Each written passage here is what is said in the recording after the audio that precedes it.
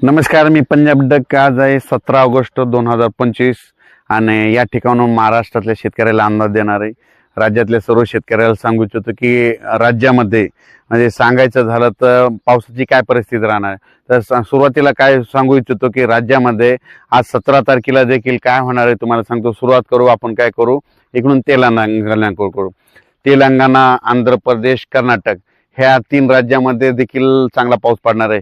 मग तिकडे पाऊस पडत असल्यामुळे महाराष्ट्रात देखील तुम्हाला सांगू इच्छितो लातूर जिल्हा, नांदेड जिल्हा, हिंगोली जिल्हा, परभणी जिल्हा, पुन्हा यवतमाळ जिल्हा, चंद्रपूर, वर्धा, नागपूर, भंडारा, गोंदिया, यवतमाळ, अमरावती, त्याच्यानंतर अकोला जिल्हा, बुलढाणा जिल्हा, वाशिम जिल्हा, त्याच्यानंतर जळगाव, नंदुरबार, धुळे, नाशिक, संभाजीनगर, त्याच्यानंतर जालना जिल्हा, बीड जिल्हा, धाराशिव जिल्हा, सोलापूर जिल्हा, सातारा, सांगली, संपूर्ण कोकणपट्टी, त्याच्यानंतर अहिल्यानगर, पुन्हा नाशिक जिल्हा.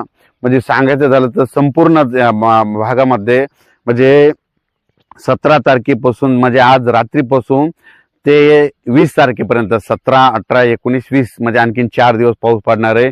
काही ठिकाणी मुसळधार पडणार आहे, कुठं अतिमुसळधार पडणार आहे, कुठं रिमझिम पडणार आहे. काही ठिकाणी तर कमी वेळेत जास्त पाऊस पडून पूर परिस्थिती येईल, ढगफुटी सारखा पाऊस पडणार आहे म्हणून हा अंदाज लक्षायचा. म्हणजे काही भागात जरा जास्त राहणार आहे हे लक्षायचं. त्याच्यानंतर सगळ्यात महत्त्वाचं सांगायचं झालं तर काय झालं की आता म्हणजे नंदुरबार, धुळे, जळगाव तिकडल्या भागामध्ये आतापर्यंत पाऊस पडला नव्हता, पण ह्या 2 दिवसापासून तिकडे देखील पाऊस सुरू झाला. मग आता तुम्हाला एक सांगू इच्छितो की उत्तर महाराष्ट्राकडे म्हणजे नंदुरबार जिल्हा, धुळे जिल्हा, नाशिक जिल्हा, चाळीसगाव तालुका, रावेर, यावल, भुसावळ तिकडे सगळीकडे म्हणजे त्या उत्तर महाराष्ट्राकडे आणखीन जवळपास 21 तारखेपर्यंत तिकडे जोराचा पाऊस पडणार आहे आणि त्यांच्या विहिरीला पाणी येणार आहे, तळ्यामध्ये देखील पाणी येणार आहे म्हणून त्यांच्यासाठी आनंदाची बातमी. आता त्याच्यानंतर काय झालं इकडं विघ्नर कारखाना ओझर या भागामध्ये संगमनेर त्या भागामध्ये आणखीन थोडा पाऊस कमी राहिलेला आहे. तर त्या शेतकऱ्याला सांगू इच्छितो की तुमचा पुणे जिल्हा, पुणे म्हणजे संपूर्ण पुणे जिल्ह्यामध्ये जवळपास 138 गाव काहीतरी असे पुण्यामध्ये गेलेले आहेत बघा. म्हणजे त्या पुणे जिल्हा, मुंबई, नाशिक, इगतपुरी तुमच्याकडं मात्र अतिमुसळधार पाऊस पडणार आहे. म्हणजे 18, 19, 20, 21 दरम्यान मुंबई, पुणे, नाशिक अतिमुसळधार पाऊस पडणार आहे. ओढे नाल्याला पाणी येणार आहे म्हणून तुम्ही ह्या मुंबईकरांना, पुणेकरांना, पुणे जिल्ह्यातल्या शेतकऱ्यांनी, जनतेने काळजी घेण्याचं कारण ते मुंबई, पुणे, नाशिक, उत्तर महाराष्ट्राकडे खूप पाऊस पडणार आहे. त्याच्यानंतर सुरत, गुजरात तिकडे देखील पाऊस राहणार आहे, सुरतकडे देखील पडणार आहे. त्याच्यानंतर मध्य प्रदेशमध्ये खंडवा, बेतूल ह्या भागात देखील पडणार आहे, इंदोरकडे पडणार आहे म्हणून हे लक्षात येतं. अहमदाबाद सगळीकडे म्हणजे सांगायचं झालं तर हे पाऊस सगळीकडे जवळपास 21-22 पर्यंत म्हणजे दुसऱ्या राज्यात 22 तारखेपर्यंत, गुजरातकडे 22 पर्यंत राहणार आहे म्हणून हा अंदाज लागतात.